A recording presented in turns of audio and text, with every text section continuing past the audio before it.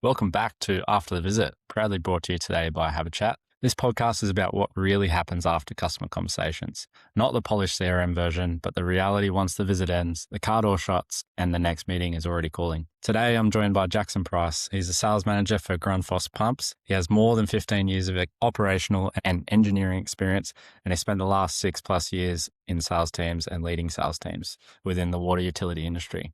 Thanks for joining us, Jackson. Absolute pleasure. To kick us off, just to give us some context, how many reps do you have in your field team and what does a typical day look like for them? So I run a team of 8. So I've got 4 business development leads and 4 direct sales people. So their typical day would be they would log on for the day in the morning. Typically speaking, they would generally have their appointments scheduled for that day or for the week. And more often than not, they're out seeing customers. We've got a bit of an interesting market whereby we're an end-user based business. So we typically deal with a consultant base for our business development aspect of things. And then our end-user base is where our sales reps work. So most of the time they're on site or in an office, or they may be in a boardroom negotiating and getting products specified. That's typically what we do at Grundfos. Yeah, awesome. And then how many customer meetings typically would they do in a day, average? It's a tough one. It can vary. Some of our sales guys will only get 1 meeting done per day. They may be on site for a full day doing a audit or an inspection on a piece of equipment. It takes a full day. Sometimes they may get 3 or 4. It just depends. Depends on the day. Depends on how far they've got to drive, how many people they can get to see. With all sales things, people do cancel at the last minute. Our business is very reactive, so sometimes unfortunately, our end users will have to cancel because there may be a breakdown or something like that, but that's part and part of the business. A business development team, they typically get 2 to 3 done a day. Most of the time it's face-to-face or over Teams. Seems to be the new norm for business development, probably about a 50-50 split at the moment. Quite difficult to get in and see people, particularly in the engineering and consulting space. Yeah, post-COVID, everyone's just pushing towards that online world. Yeah, it's exactly right. It's just become the new norm. So we do a lot of Teams meetings at Grundfos. It's a business, but I think it's industry in general, right? Like a lot of businesses have migrated to Teams or Zoom. Seems to be the flavor for a lot of people to operate. Some ways more efficient, some ways not. I personally like face-to-face interaction, but call me old school. Yeah. I think both have their advantages and disadvantages. Obviously, it's a lot more time efficient for online meetings. 100%. But at the same time, you don't get the same authenticity, you don't pick up on all the nuances that you might pick up on in person as a rep, as opposed to, it's probably easier for them to hide behind a screen if they're being sold to as well. So it might play a little bit to them if they're forcing it into a Teams meeting. Yep. But yeah, everything has more. And then, be honest here, when they're out on the road, when do they actually get the admin done? Not when they're supposed to, but when are they actually? It's a tough one, right? Like big sales companies now, CRM systems are the go-to. Paperwork is part of the job. I try not to make it a battle. It needs to be for benefit for everybody. So one of the things we've started to look to implement is opportunity management is a big thing that we look at currently. Big part of that is making sure that your FaceTime or sales calls are done. And the easiest way to do that is immediately after the call. Modern technology enables us to be able to do that. Sometimes it is a bit. We really do try and capture as much of the face-to-face interaction or Teams call as we can. We are looking at AI-based tools as well to make that process easier. Obviously, the modernization of CRM systems with voice to text and things like that is making the process easier. I'm not going to lie. It is a challenge. I've got a funny feeling it's probably always going to be a challenge. Everybody's very busy. So I get it. But at the same time, we have to make sure we're being diligent with what we're doing in regards to reporting as well. So yeah, it's a tough question. Yeah, 100%. Does your team see the value in capturing those notes? Do you think they grasp that, or are they more that kind of team? And it's nothing against your team, obviously, but some people see the value in it and some people don't. I guess it comes down to how it's relayed and the importance of the information. What message do you typically push down to the team in that function? It's a data in, data out thing, right? Like if you've got good capture of data, and you've identified, particularly if you've overcome an objection and you've identified a reason for being there, for example, recording that can be sometimes a pivotal point in the decision-making process for whether or not a customer will choose to go with you. I think it is important to make sure that you do have good data in there and you do reflect on it from time to time. It's one of those things. You can have death by too much information, definitely. But I think providing you're capturing the key bits of information, more often than not, you will only have to review few and far between. We're fortunate with our business. We work in a relationship-based business model whereby it's a long sales cycle, right? We have customers that we've dealt with for 15, 20, 30 years. And those sales cycles are long. So there's a lot of time to build a relationship base. There's a lot of time there to have open conversations, and the project cycle takes a considerable amount of time as well. So I guess in some ways we're somewhat fortunate that you're spending a lot of time with your customers and with your end users. So although the paperwork side is important, you get a little bit of leniency there. You've got to be all over it. Yeah. I would agree with that. But also at the same time, I feel like in those longer sales cycles and in those relationship selling businesses, you do need to keep track of those meetings for the next time you're going there, because for sure, your memory is only so good. So 100%. You have to have somewhere where you can review where you left things off last time so that you can be at the top of your game when you walk into that meeting as well. Yep. Couldn't agree more. Makes it even more important, even though you might get some leniency because it is a long-term relationship. One, you might not be there and someone else might have to take over that meeting for you, and then they know nothing because they're not you. And two, you just forget things because we're all human, right? You've caught me out. 100%. That's the technicality. That's Sales Mantra 101. Yeah, it is all about data capturing, and you're right. Salespeople do move on in businesses, so for the company, it's in everyone's best interest to make sure the CRM is up to date. And I couldn't agree more in that aspect. Definitely. Yep. Yeah, and it just makes their job easier too, because 100%. Move it from their brain and move on with their life, and they can come back to it right before that meeting. Yep. Data in, data out. Yep. So then, after a rep does leave a meeting, what do you feel really determines whether that relationship progresses? The big thing for me is I'm all about the follow-ups. Not only is it about having a good meeting and identifying what the opportunity is, but it's about following up with the person as well and making sure that you've got those regular touch points. One of the I guess key bits that a lot of people forget is if you don't have those regular touch points and you're not regularly engaging, people do forget about you, right? There's always another rep that comes in. There's always somebody else that promises the world, right? So you don't need to necessarily promise the world. You just have to come in and say what you're going to do what you're going to say. And part of that is follow up. So say, for example, a quotation goes out. Following up the quotation is pivotal. If you don't do that, you're just going to miss out every time because there are other people who are going to follow up better than you are. Again, it's all about maintaining the touch points, maintaining communication with your customers and making sure that they're well served. There's nothing worse than never getting back to somebody or having someone never get back to you. I would say that's probably the most pivotal part of our sales cycle anyway. 100%. But follow-up is key. And in terms of your guys' systems for follow-up, do you have something that helps your team with follow-up, or is it reliant on them to do it manually after? How do you guys run that? It's a good question. It's a bit of both. So I always encourage it, and it's probably the thing I ask them about the most is whether or not they have followed up. I was going to say follow up on their follow-up, which would have been a great one. We are looking at putting in systems to help with that.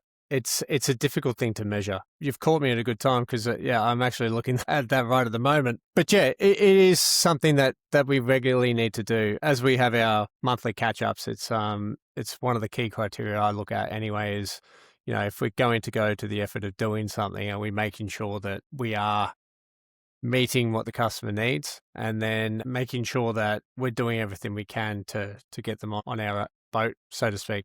Yeah. Do you have in your experience, do you have a amount you like to follow up or a timeline where you like to follow up in? How quickly, how often? What's your rule of thumb with follow-ups?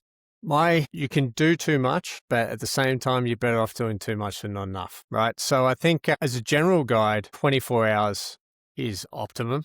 Within 24 hours is optimum.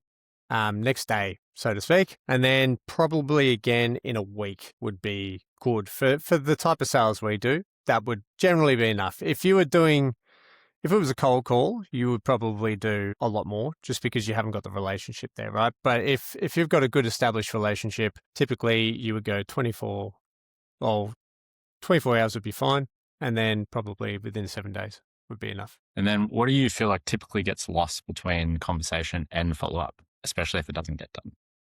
There's a lot of things that can get missed. This is where your CRM note-taking comes down really well. You need to be on the ball there. I guess meeting the customer's needs can be one. And there's a lot of things that quite often get forgotten about. Lead time's obviously a big one. If you're trying to move something, you can go your hardest, get everything specified in, do all the good groundwork, and then not be able to meet the customer's delivery time. That can be a challenge. Turnaround time on quotations can be a challenge as well. Obviously, if somebody's looking to order quickly, again, it comes down to clear lines of communication. Customers' objectives is probably where people can fall short just by not having the right information at hand when they do a follow-up. So that would probably be the key thing. It would be missing part of the piece to solve the puzzle is where people do typically come unstuck, and it's generally not with the big part of the picture, right? It's the 1 and 2 percenters that you can lose your foothold and you backtrack a little bit. Crumbling down. Yeah. We try not to let it come crumbling down, but I get where you're going with that. It's more about if you don't know, the worst thing you can do is not tell the truth, right? You're better off in a relationship-based business. You're better off telling the truth and saying, "Look, I'll get back to you." And that being the case, most of the time, most people are pretty acceptable, or accepting.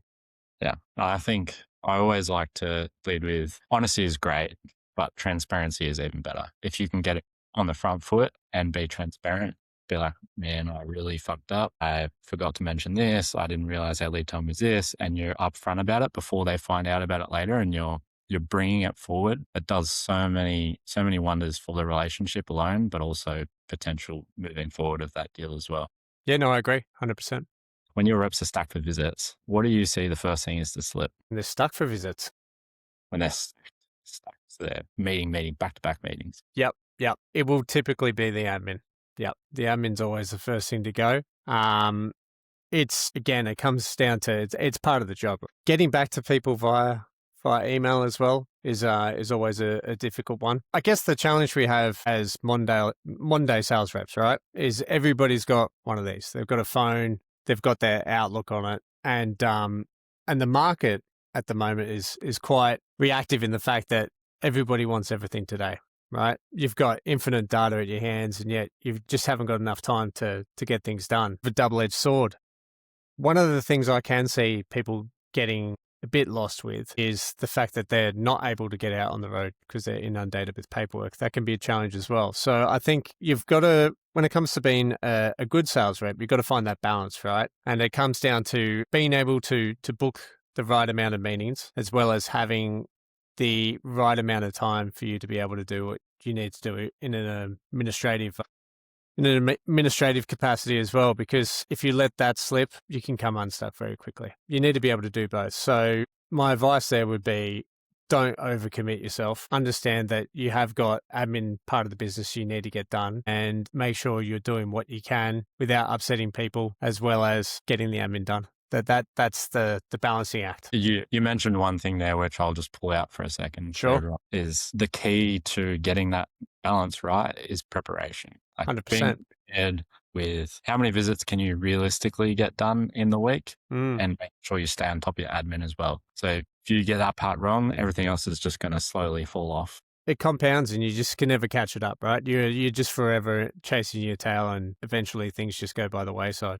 Yeah, I've seen that happen time and time again. Yeah, don't be overly optimistic. Or one thing I used to like to do when I jump on the road, I would set my have to do's, and then I would have some nice to do's. So if I had time, then I would do them, but I would understand that more than likely they're not going to get done because I have to get the admin done for that have to do's. Just a little tip there for anyone out there. Love it.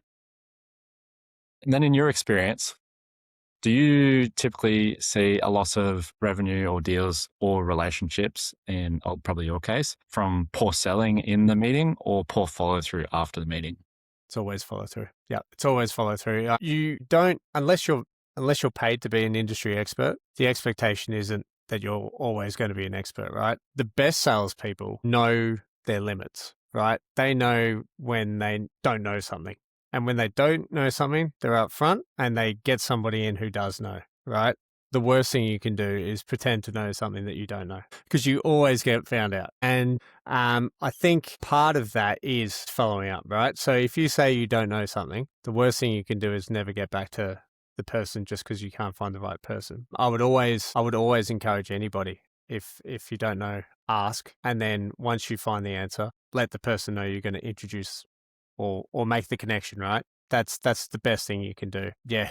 It's 101, right? But so many people get it wrong.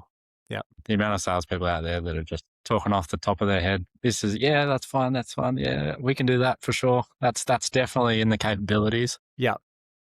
I'm going to just say stones, glass houses. We're all guilty of it. So I'm not going to pretend it hasn't happened on this side of the fence, because it has.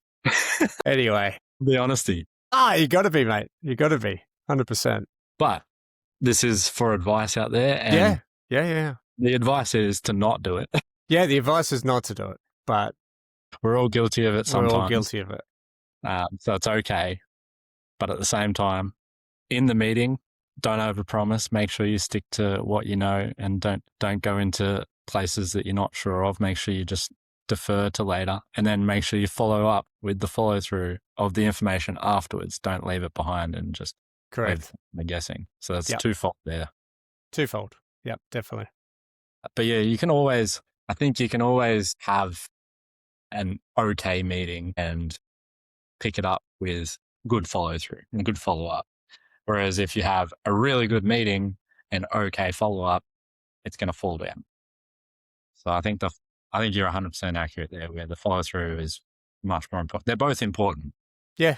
Don't get me wrong. They're both important. The beauty of the follow up is typically you got more time, right? So you can have the proper preparation for your response. You can make sure that you've overcome all the objections. You can make sure that you've got all the right information, all the right pieces on the chessboard. And then when you put a package together and send it off, it's going to have its best chance of sticking. On the fly, sometimes it could be hard, in a sales meeting, sometimes you nail it. But yeah, the follow up is critical. I think typically as well, what I've seen out there is it's often the piece that most people get wrong. So it's the easiest thing to do better than your competitors as well. Yeah. It's the most important and the easiest thing to be better. So it's like, if there's one thing you're going to focus on as a rep, follow up. Yep, 100%. Going in from that, if I followed your top rep for a week, what would they consistently do within 30 minutes of leaving a meeting? God, another good question. The best ones will do the data entry straight off the bat. That's what they will do. They will get the sales call put into the CRM, and then they'll set themselves a task for the follow-up. That's what they will typically do. Of the best, will get back same day if they can. Again, but it's about meeting the customer's objective. So if the customer needs something back straight away, they do what they say. They get it back to them as soon as they can. That's probably the key thing. It's about meeting the customer's criteria for them to be able to work with you. So the best reps will do what's needed to get the response that they need to get it back to the customers in the time frame that they need to. The ones that dawdle will struggle. Yeah. It's a reactive business. So it's the same across a lot of industries. I think meeting the customer expectation is really important. But if you a really good rep will set the customer expectations where it needs to be for the business, because obviously you can't always meet what the customer expectations might be in their head. We do everything we can to meet the customer's expectations, but sometimes more often than not, it's pretty unrealistic. So if you can be a really good rep in that moment and set their expectations before the fact, and then not only that, you might set their expectations. Hey, I'm not going to be able to get that quote back to you till tomorrow afternoon. I'm still on the road all day, et cetera, et cetera. But then if they're a really important customer, a really important deal, and then you go and over deliver and you under promise, over deliver, super important. Get that to them a day earlier than when you said, they're going to be ecstatic, and it's just going to take that relationship to a whole nother level. Couldn't agree more. Yep. No, I think that's a really good one. Under promise, over deliver is great. Yep. just setting that expectation is so important because as a salesperson, you're always the person on the front line, and you're meeting that customer. You're setting an expectation for the whole company. So you've got your operations team or all your other teams, your customer service team that are relying on you to set that customer expectation. And if you don't set it well, you just cause friction between interdepartments in your own company and everyone. You find in companies that have sales teams that aren't good at setting expectations, there's always friction between the sales teams and There's always friction. Again, everyone wants everything today. Yeah. And it's the salesperson's job to set that realistic expectation. That's part of your job. You can't always be the good guy. No, you can't. It's very true. And sometimes the best relationships are built on building those expectations, right? Just transparently as well. Yeah, transparency is very important, right? Again, long sales cycle projects as well.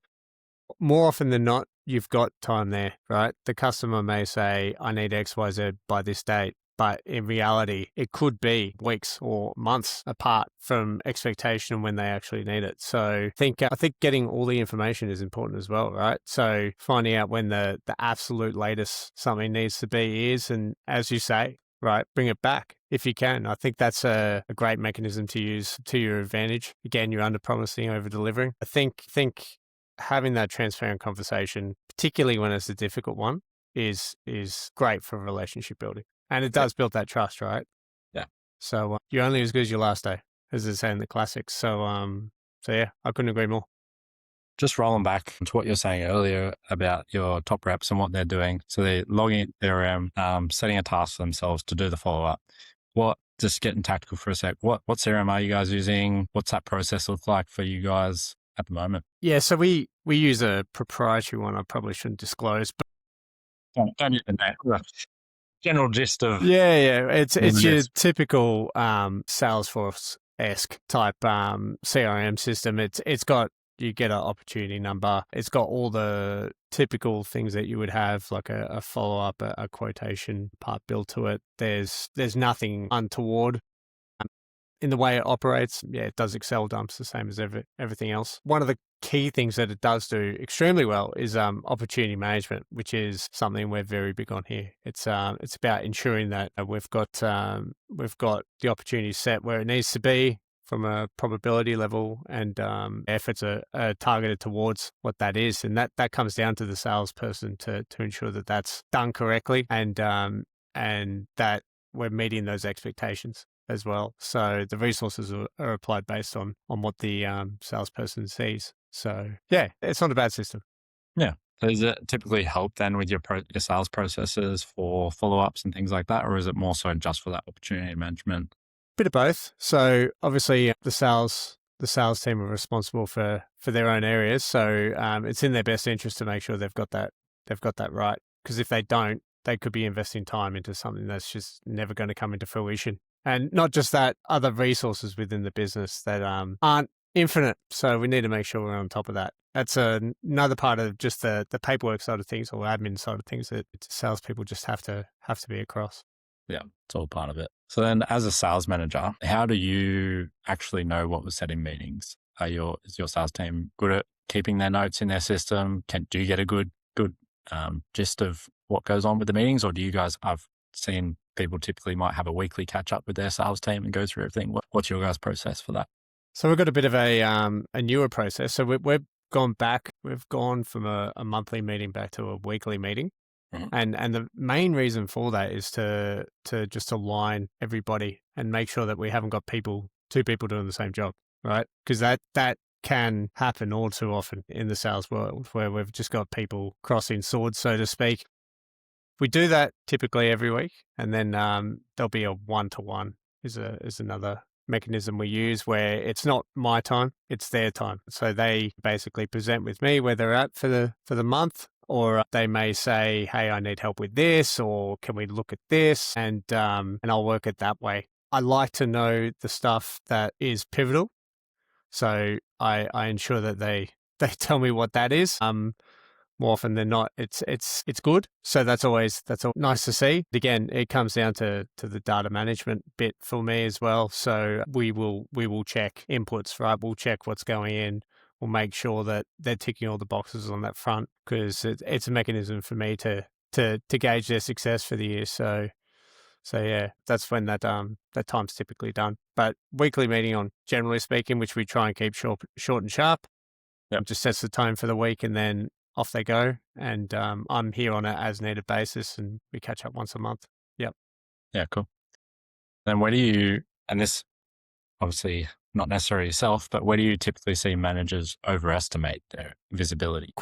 Overestimate. You have to have trust in your team, right? So you have to make sure that the team that you have is doing what you need them to do. I think one of the big failures you can have in sales management is too much management, so to speak, right? You have to let people find their own way in which they're going to drive sales. And not everybody's the same. So a lot of the times there's some people who just naturally gravitate towards data entry, and there's some people you have to really push. So it's about finding that balance. Overestimating would be thinking that everybody's just going to do it, which is not true in any way, shape or form. Some people will come kicking and screaming.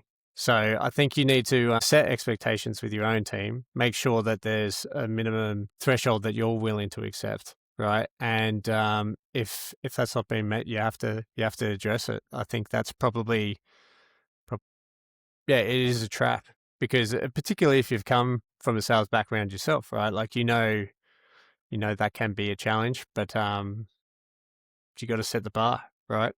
Yeah. I think that's so important as a leader as well. If you have that realistic bar set straight away, everyone knows, everyone's transparent, everyone knows exactly what the expectation is. And they already know before you have that conversation with them if they're meeting it or not. They know in the back of their mind. And then when they get called in to have a conversation, he's finally picked up on the fact that I haven't been putting my notes. God damn it. It's not a surprise to anyone. So they go in there with their tail between their legs and they're like, yeah, I'll do better. It's having that expectation set at the start, I think, is the most important part. It just makes your life as a manager so much easier. Without doubt. Not only makes your life easier, but it gives them a real understanding of what the expectation is. So they're not guessing and they're not like, oh, I'm not sure. I don't know if I was supposed to be this or this. It's just clear as day. It's there. You know what it is. Yep. Yeah, no, I couldn't agree more. Love it. And then if you could eliminate just one friction point that happens after a client meeting, what would it be? One friction point. I think if it's a cold call, for example, sometimes it just doesn't work, right? Sometimes you might leave a meeting and it might just be an absolute disaster. And that could be just from bad previous user experience. It could be that you haven't done your research and looked at the data that you've got in the CRM, and this person's been disgruntled with your business for a long time already, and you've gone in there not knowing at all and just copped 2 barrels. That's happened, right? I think, yeah, definitely doing your homework on your customers is a big one that you need to look at. Sometimes they're not the right fit for your business. Sometimes you're just not going to work well together at all. Sometimes they're incredibly needy and you just haven't got the time. It comes down to, in a lot of cases, yield, where you're going to find the best bang for buck with your time, remembering that your time is finite, right? And making sure that, the people you are working with are worthy of having your time, so to speak. I know that sounds a bit arrogant, but it somewhat is, right? And it's making sure that there's a good partnership growing every time you do go and see them.